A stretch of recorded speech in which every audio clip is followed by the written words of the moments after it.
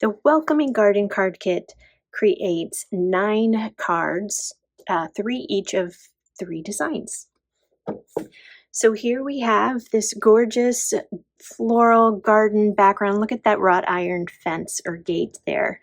Lots of dimension. So in the kit, of course, you have everything you need, adhesive, dimensionals, and all of the pieces pre-cut and ready to assemble.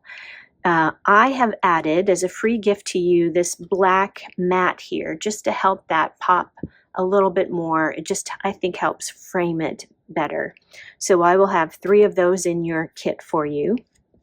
Here is card number 2 with a little hello fence gate that opens, and you've got the thinking of you in the garden. And to this one, I've added a brass dragonfly. So I will have 3 of those in your kit at no cost to you. And look at the envelopes. The envelopes are pre-printed with beautiful floral images on the front. And then finally, this last one with the gate that opens. Look at the birdhouse and the flowers in the garden. And then it opens up yet again for your sentiment. Isn't that gorgeous? Look at the detail in that laser cutting on both sides.